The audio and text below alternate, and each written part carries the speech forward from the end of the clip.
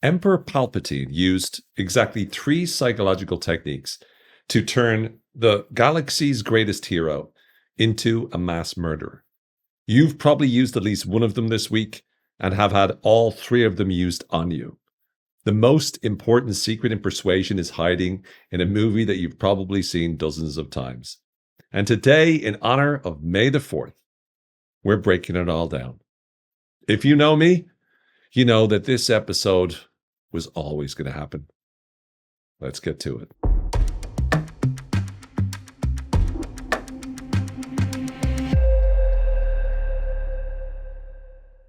Welcome to Inner Propaganda. I'm Owen Fitzpatrick, and I am so excited because today we're going to go full Star Wars nerd.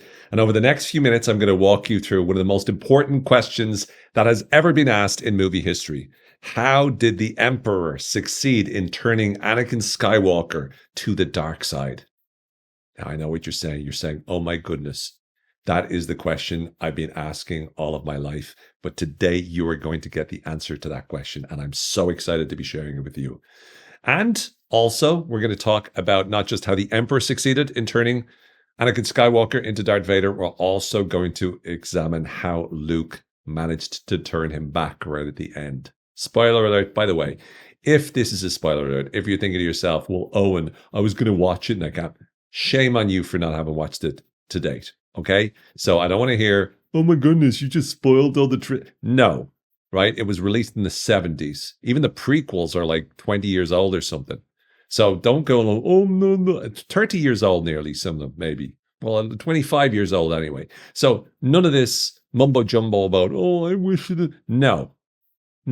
We're going to talk about how the Emperor managed to convince Anakin Skywalker. So let me give you the basics of Star Wars if you haven't watched it, which is, again, blowing my mind. But Anakin Skywalker is this incredible Jedi that was around many, many years ago in a different universe. And one of the things about Anakin was he was a little bit sort of troubled as a child. He was a little bit impatient and a little bit emotional. And at the same time, he was so good and he's great. By the way, a Jedi is like someone with kind of access to what we call the Force.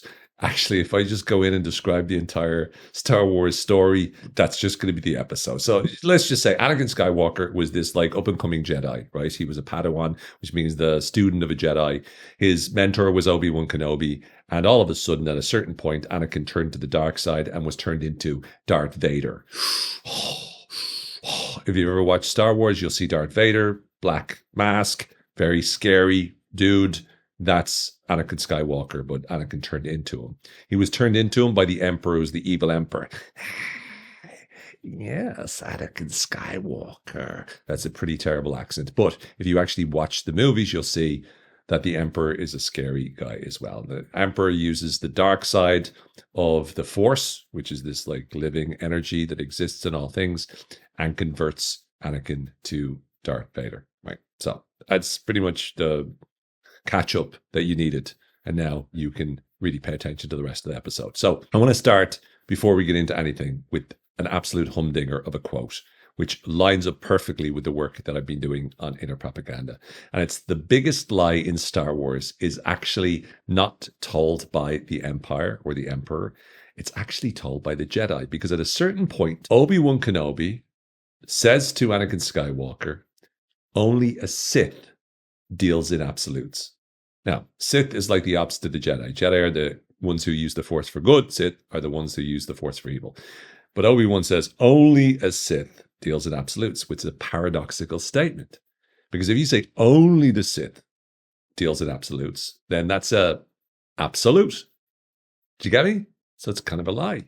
And so the idea, though, is that we really want to make sure we're looking at more nuance. And the irony is he was not very nuanced in this. Now, in another scene, he tends to say I think the quote for Obi-Wan is, many of the truths that we cling to depend greatly on our point of view, which once again is a critical component of understanding our inner propaganda, what we've talked about in the past episodes about naive realism. So Obi-Wan come up with some smart things, but absolutes and is only something that, let's say, a Sith Lord would come up with, is something that immediately baffles us in such a way that makes it obvious that he is wrong with that. Because as soon as he's saying only a Sith deals in absolutes, he's kind of being a Sith. He's being very Sithy in that particular situation. Now, why do I bring these up to start with? Well, I want us to realize that a huge part of Star Wars doesn't happen with regards to all the fights and the spaceships battling each other with laser beams and stuff, or even the amazing lightsaber battles. So much of Star Wars is about the changing of beliefs. So much of Star Wars is really hinges upon the belief change, right? None of the events of Star Wars would have happened if Darth Vader hadn't changed his beliefs about things, if his entire worldview hadn't changed. And then when he changed at the end, he wouldn't have changed at the end unless Luke helped him to do that. And when he did change his mind at the end, he's actually the person who killed the Emperor. So sometimes people go, oh, remember when Luke killed the Emperor? He didn't kill the Emperor. Darth Vader did. But when Darth Vader did, he did it because his beliefs changed. And so the first thing we want to talk about is, in order for us to be more persuasive, when we think about how the Emperor convinced Anakin Skywalker to turn into Darth Vader, the first thing that a lot of people think of is, oh, he must have used some Jedi mind tricks. But the reality is that Jedi mind tricks, generally speaking, are used with people with weak minds. And so this is also particularly relevant for us. Whenever we talk about a Jedi mind trick, the first time we ever see it is in the very first Star Wars, or Episode 4, where Obi-Wan Kenobi, they're in a ship and there's these stormtroopers, bad guys, that have stopped them. And they have two droids with them, R2-D2 and C-3PO. And one of the baddies says, oh, who are these droids?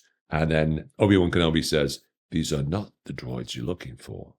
And then they say, these are not the droids we're looking for. And then they're able to get through. So all he did was just wave his hand and tell them what he wanted to be true. And in many ways, Luke Skywalker used this as well in a number of different situations. Rey, who's one of the follow-up protagonists of Episode 7, she used it as well. She actually used it on a stormtrooper. A lot of people don't know this. She used it on a stormtrooper that was actually played by Daniel Craig, James Bond, right? So Daniel Craig was actually in Episode 7, and he plays a stormtrooper. And the only way you know that is if you listen to the voice, then you recognize his voice. But he always wanted to be in Star Wars, so he played a little cameo in that. I know you're saying, oh my goodness, I'm learning so much, so many useful bits of information. You're welcome. But anyway, the notion of a Jedi mind trick works because of the, let's say, weak-mindedness of the person. And I would argue there is a great lesson that we can learn from this, and that is the following. It's not necessarily that it's just about being weak-minded, but it is in a situation where a person is overwhelmed with information. When a person finds themselves anxious or worried or stressed, they're significantly more likely to listen to you and to believe you if you demonstrate absolute certainty, absolute clarity, and absolutely coherence and confidence in the way in which you present the message. So when people are in a state of anxiety, oftentimes they have what is known in the literature as a need for cognitive closure. This means they have a need to be able to make sense of everything.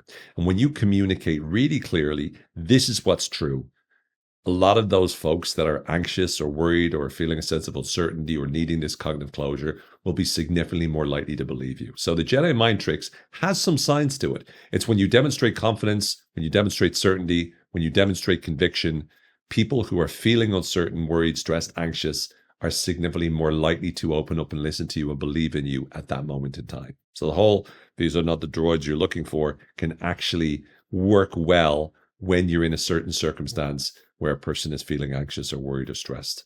And that's something that's important to know. However, that does not explain how Emperor Palpatine managed to turn Anakin Skywalker into Darth Vader. So what does? Well, there are three important techniques, and these happen to map perfectly with the model, the framework that I built, that I put into Inner Propaganda. It's the core way in which we convince people of things. If you want to know not only what the three elements that are responsible for turning Darth Vader into Darth Vader are, but if you want to actually walk through and understand how beliefs are changed, how they're formed, why we believe what we believe, and most importantly, how you can change your beliefs and the beliefs of other people, how you can lead hearts and minds through turbulent times, how you can help people to change, how you can help yourself to change, all of that you can find in my book, Inner Propaganda. This is available in August 4th, it's released. If you want to be able to get all sorts of bonuses, please go to innerpropaganda.com. You'll find a masterclass from me. You'll find a workbook from me. You'll find a behind the scenes interview that you'll get access to. And you'll get access to all of those if you pre-order the book. Just walk through the website at innerpropaganda.com. You'll see all the details and you will be able to get access to all of those. And you can buy it wherever books are sold. So please do consider getting yourself and all your friends and your dog a copy of Inner Propaganda. I believe they will all benefit massively from it. Maybe not your dog, unless your dog is like super smart and can read and has got great taste in books. That's the situation where your dog will get value. If not, then don't get one for your dog. Okay. All right. Anyway, back to what we were talking about, and that is, let's talk about the three specific techniques that the Emperor used on Darth Vader. So initially, if you think about it, one of the most important elements that the Emperor did his best to control in terms of episode 2 and episode 3 of Star Wars is he really wanted to ensure that he was controlling the way in which Anakin felt. And this comes to the very first principle of inner propaganda or belief leadership, which is, in order for a belief to take hold, it must feel right. And so we first need to look at what is the feeling that the person that we're trying to persuade or influence or create a belief in, what is it that they're already feeling? And so at the time, Anakin had a number of experiences. He obviously found his mother was killed by all these, horrible creatures, and he went and he murdered all the creatures, right? So he demonstrated a lot of his anger there, which is not a good sign for a Jedi. So he did stuff that he knew he shouldn't have done. And so there's little incidences or little clues that there was an awful lot of negative feelings bubbling underneath the surface. Now, if you ever heard Yoda talk about fear and anger and stuff, Yoda once upon a time said, look, fear is the path to the dark side. Fear leads to anger, and anger leads to hate, and hate leads to suffering. And suffering is what allows us to turn to the dark side. So the problem with Anakin was he was scared, and he wasn't just scared of his mother. He also started to have nightmares about his wife, Padme. And I think it was not really explicitly said in the movies, but I'm sure in some other literature it was probably mentioned. But those nightmares he had about Padme was of Padme dying. He had like premonitions of Padme dying. And this was a massive amount of fear for him because this is one thing he couldn't control. So he was terrified that his wife was going to die. And the Emperor used this as well. The Emperor made it so that he recognized and knew that Anakin had this fear. And so the Emperor used fear and he used anger. Whenever Anakin wasn't getting enough recognition from the other Jedis or the Jedi Council, once again, the Emperor would say, oh, that's awful. They don't know how good you are. It's so unfair. And then he would start to, create more and more of that resentment in Anakin. So what the Emperor did was, first and foremost, he worked on feelings. He made it so the belief that the Jedi were good and everything was okay and this is what you're supposed to do started to feel wrong. And what started to feel right was the absolute need to be able to do whatever he could to be more powerful. Because if he was more powerful, maybe you could say Padme. And the Emperor pretty much said more or less that when they had the big conversation in episode 3. So a big part of it is about making the person feel a strong degree of fear or anger. And all you got to do is look at all dictatorships, look at totalitarian regimes, look at North Korea, look at Nazi Germany, right? Look at Russia under Stalin. Like, there's so many examples of fear and anger used. And typically it's always, you get the boogeyman. So the boogeyman is whatever group is now the enemy, right? We don't like people because of their religion. We don't like people because of their culture. We don't like people because of their convictions or beliefs. We don't like this political group or that political group. It's usually finding some sort of scapegoat that you can use. And the key is to make people fearful of them and then angry with them. This is being used from the dawn of time to control the population. And the Emperor used this to be able to control how Darth Vader felt or how Anakin Skywalker felt at that moment. There's also the desired truth when you believe something that you want to believe, when you believe something is true because you want it to be true. And if you look at it, Anakin wanted to believe that he could save Padme. So whenever he talked to the Emperor sort of sliding in this notion that goes, there's a way to be able to save her. He wanted to believe that. And as a result of that, he once more started to go more and more towards what the Emperor was saying. So also, the Emperor built a lot of trust, got Anakin to trust him because he built a good relationship with him. And he also had this little story where he said, "Did you ever hear the tragedy of Darth Plagueis the Wise? It's not a story the Jedi would tell you." Sorry, I have to do the impression whenever I do the quote. So anyway, he told this story about this person who had the power of giving life or the power of saving life. And so by positioning himself as the keeper of the hidden truth and the person who knows how to do this, he is the answer to Anakin's nightmares. He can help Anakin save his wife from the premonition of death that Anakin keeps thinking of. So now all of a sudden it feels right to believe in the Emperor because the Emperor might be the very thing that saves Anakin's wife. So it's all about what feels right. This is the first step and the most important step of all. Probably just as important, if not definitely next and significantly more important than anything else, is the second step, which is it must fit in. A new belief must fit in with who you are. It must fit in with your way of thinking. It must fit in with your culture. It must fit in with your background. It must fit in with your sense of meaning. It must fit in with the way in which you see the world. If a belief fits in, then you're much more likely to believe it, much more likely to have conviction towards it. And so the reality is that the Emperor did what he could to control the narrative, to be able to position the Jedi as baddies. And at one point, he talked about, good is a point of view, Anakin. The Sith and the Jedi are similar in almost every way, including their quest for greater power. Sorry, again, I can't help myself. What a line. Wonderful. So the Emperor would talk about the importance of the Jedi being bad and the Jedi are ambitious and the Jedi want to take over and the Jedi want to create a revolution and and hijack and take control and take power over from the Emperor, from the Senate. They're against democracy, all that sort of stuff. Again, the whole positioning things. Once more, they did this in the past in Nazi Germany and all these sort of stuff. They create the enemy, the us versus them. Rwanda, the Hutus did the exact same thing. This is the playbook. It's happening today. It's happened in the past. It will happen in the future. If you are on a certain side, you demonize the other side. You make them scary, you make them dangerous, and you ensure that you get your people to do whatever it takes to get rid of them, right? That's the way it works. And this has happened again forever, and it will continue to happen as long as we are human beings with shared beliefs and with the ability or capacity to manipulate, because human beings are inherently flawed morally. Star Wars is a perfect analogy to understand a lot of this, because once more, you have the goodies, you've got the baddies. In the reality, a lot of times, even in this, good is a point of view. That's how a lot of people see it. No villain turns around and goes, "Oh, I'm a villain," right? You could make the argument that the Emperor saw what he was doing as being absolutely fine. He was bringing order to the universe. And indeed, that is the messaging. That is the narrative that he positioned, is that I'm bringing order to the world. So he was able to explain it. We'll talk more about that in a bit. But primarily, in order to get this idea to fit in, this idea that he needed to turn to the dark side to fit in, he needed to get Anakin to adjust his identity, to expand his identity. And so what he did was he reinforced how great Anakin was, how much potential he had. He's like the best of all the Jedi, and he just needed to embrace it. And if only he learned the dark side as well, he could do even more, including saving Padme, right? So it's back to the feels right piece. And so all of that made it so that he made Anakin want to be part of this powerful group.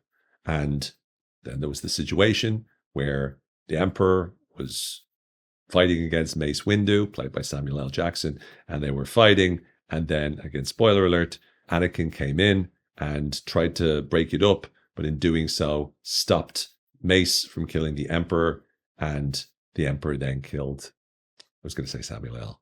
He killed Mace Windu, and as a result of that, Now, the big action was taken. And now we have Cialdini's principle of commitment and consistency that kicked in, because now that he'd already effectively helped Palpatine kill Mace Windu, another Jedi, he knew he could never go back. So now he had to be consistent with his prior actions. And now his identity shifted.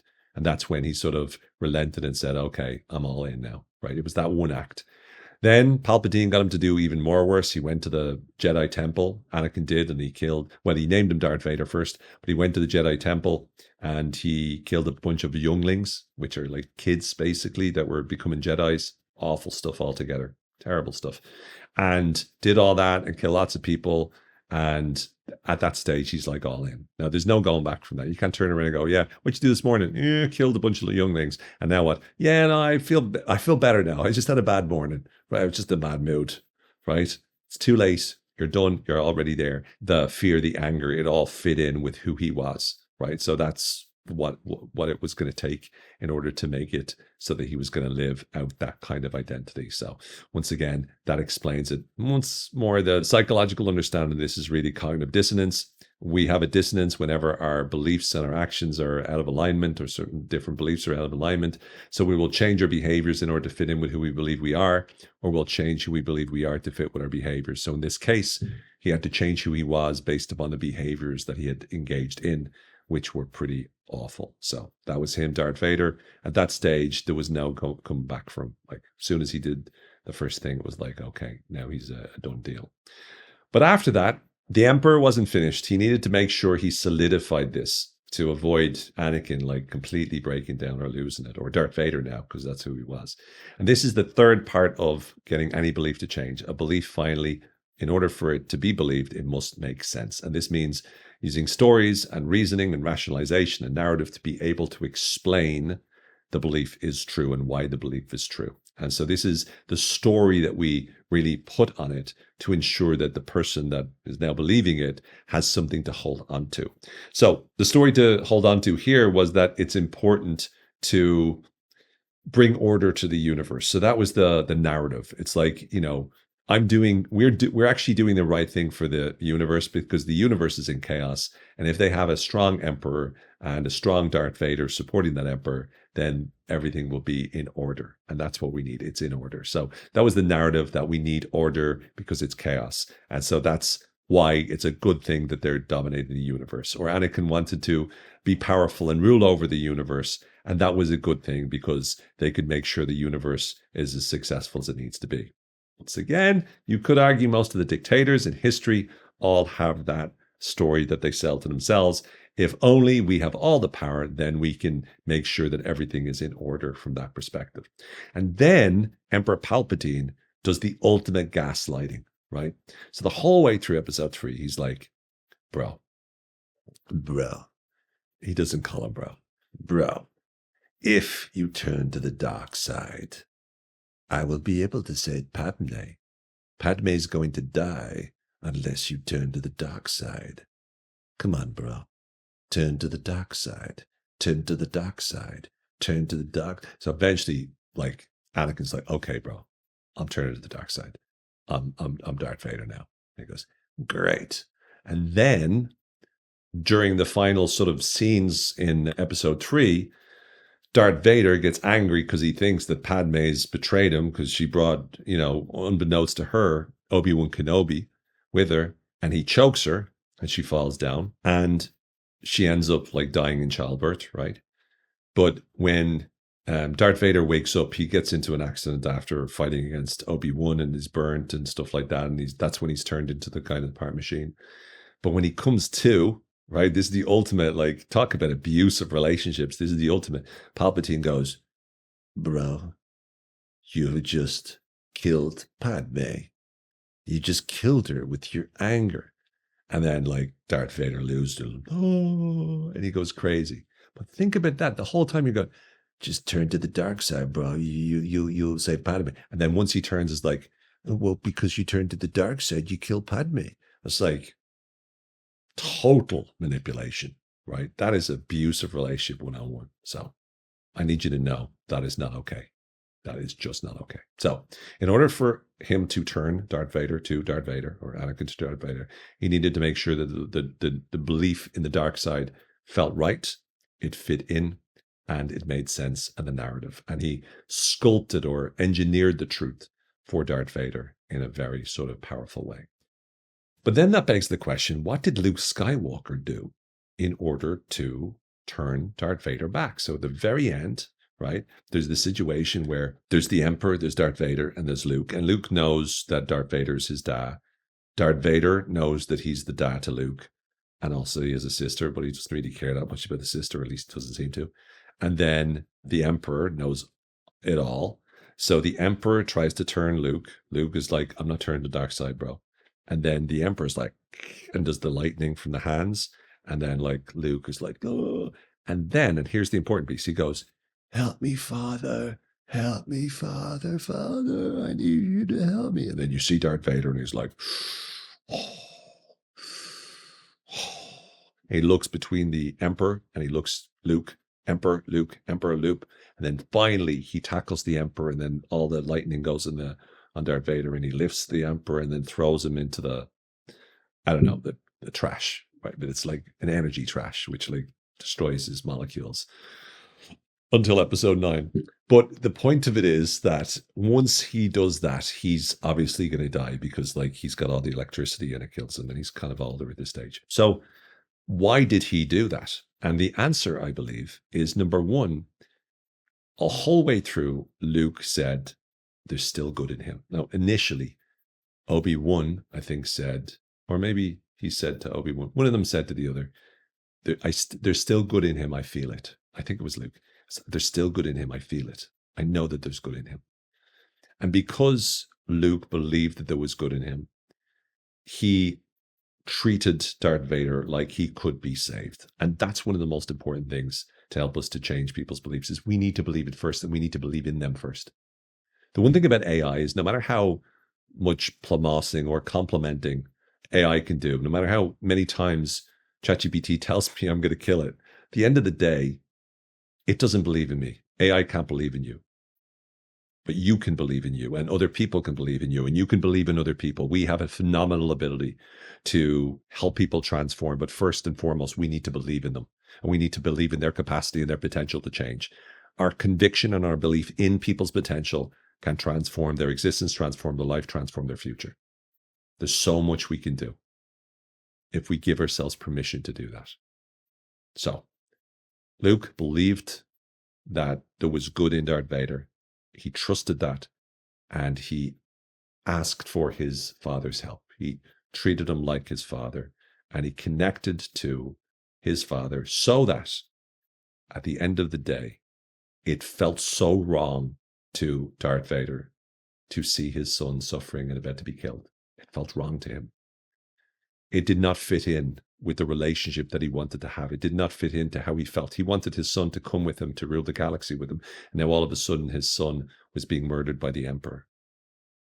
And as a result of that, everything changed. And when it changed, he decided to sacrifice himself and sacrifice his life for his son. And that's what he did.